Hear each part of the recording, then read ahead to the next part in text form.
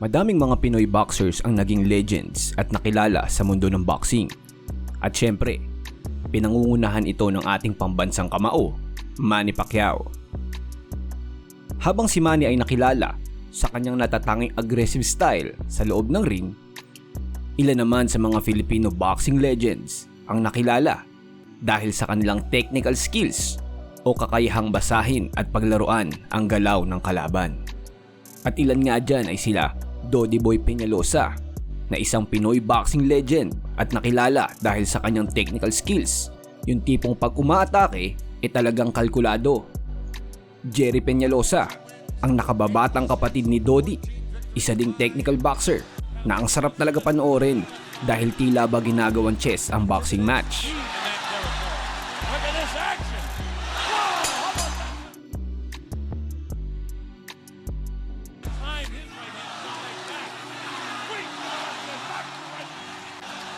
Siyempre, hindi mawawala ang legendary na si Donnie Ahas Nietes na may hawak ng record na longest reigning Filipino champion at kasama ni Manny Pacquiao at Donaire sa listahan bilang unang mga Asyano na nakakuha ng 3 titulo sa 3 magkakaibang weight division.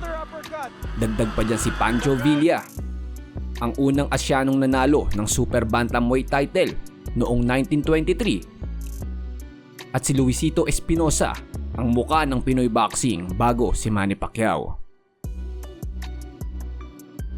Ang mga boksingerong ito ay tumatak na sa history at nakilala sa kanilang nakamit sa pamamagitan ng kanilang technique at boxing skills. Sa panahon naman natin ngayon ay madaming mga umuusbong na malalakas na Pinoy boxers at hindi natin maitatanggi mga idol na isa sa mga nangunguna dito ay ang pambato ng Leyte, si John Riel Cuadro Alas Casimero.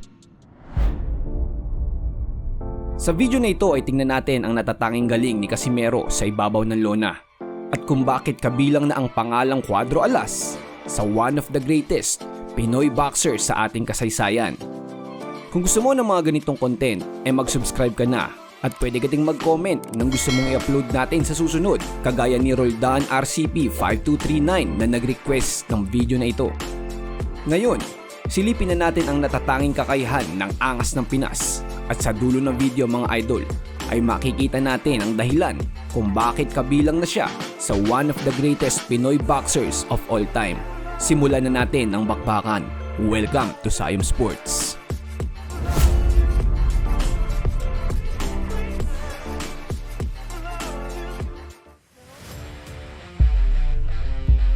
Cuadro Alas, John Riel Casimero, ang angas ng Pinas. May 35 wins, 25 knockouts na mayroon lamang 3 talo. Isang offensive genius o henyo pagdating sa opensa mga idol. Hindi typical na technical boxer si Cuadro Alas dahil madalas nga na tinuturo sa fundamentals ng boxing ay dapat laging nakataas ang kamay. Pero itong si Cuadro Alas ay kakaiba. Madalas ay nakababa ang mga kamay nito. Kalimitan na makikita natin sa mga laban ni Cuadro Alas ay ang kanyang mataas na reflex, head movements o paggalaw ng ulo at distansya. Ito ang ugat ng kanyang mapaminsalang opensa mga idol. Bihira sa isang boksingero ang may ganitong klaseng technique. Ito ang tinatawag na hands down offense. Ilan nga sa mga boxing legends na nakilala sa ganitong estilo ay sina Roy Jones Jr. at ang The Great Muhammad Ali. Bukod sa kanyang abilidad sa distansya, napakalakas din ang kargadang suntok nitong si Cuadro Alas mga idol. Pinapakita niya ang brilliance ng kanyang teknik na ito sa halos lahat ng kanyang mga laban. Gaya ng laban niya kay Tete na hilong-hilo matapos niya matikman ang kanan ng angas ng Pinas. Ang hand speed naman ni Casimero ay may kargada din. Naidagdag pa niya ang jab straight combo sa kanyang mga baon na mapapansin nyo dito.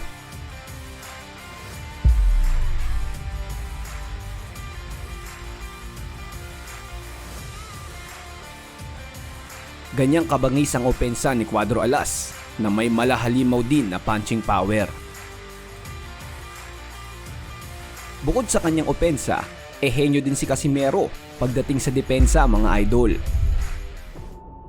Isa sa teknik ni Casimero sa depensa ay ang shoulder roll at Philly shell defense. Madaming mga boxing legends na din ang gumamit ng ganitong depensa. Nandyan sila Miguel Cotto, Bernard Hopkins, James Toney, at ang pinaka nagpasikat ng ganitong depensa, si Floyd Mayweather Jr. May pagkakataon pa nga mga idol na matrain si Cuadro Alas ng tatay ni Mayweather, si Floyd Mayweather Sr. Yan ang bangis ng kakayahan ni Cuadro Alas sa ibabaw ng lona. Depensa at opensa ay talaga namang may kargada ang angas ng Pinas.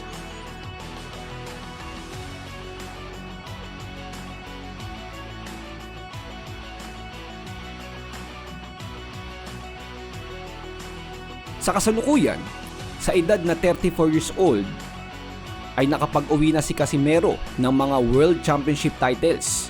Nandyan ang IBF Flyweight title, WBO Bantamweight title, at ang WBO Global Super Bantamweight title. At yan nga ang dahilan kung bakit maituturing na one of the greatest Filipino boxer ang pambato ng Leyte na ito mga idol. Sa kadahilanan ngang siya ang naidagdag sa listahan bilang ika-4 na Pinoy na nakapag-uwi ng 3 titulo mula sa 3 magkakaibang weight division. Pinangunahan ito ng ating pambansang kamao, Manny Pacquiao, na nag-iisang 8 division world title holder. Sumunod si Nonito Donaire na may 3 division titles. Donnie Ahas Nietes, 3 division din. At ang dumagdag nga sa listahan mula sa Leyte na si John Riel Casimero aka Cuadro Alas ang angas ng Pinas. Talagang di maitatanggi ang kahusayan nitong si Casimero mga idol. At iba din talaga ang mga Pinoy boxer pagdating sa ibabaw ng lona. Talagang world class athlete ang ating mga boksingero.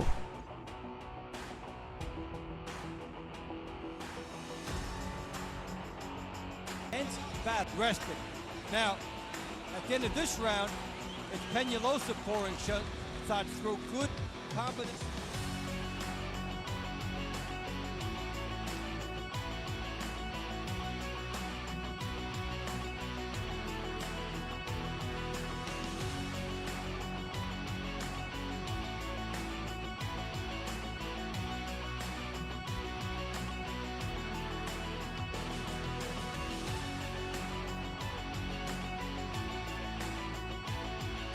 Pero sa tingin niyo mga idol, nasa prime pa ba si Casimero? Aalagwa pa kaya siya sa edad niyang 34 years old? At makakakuha pa kaya siya ng susunod na titulo? Comment down mga idol, pag-usapan natin yan.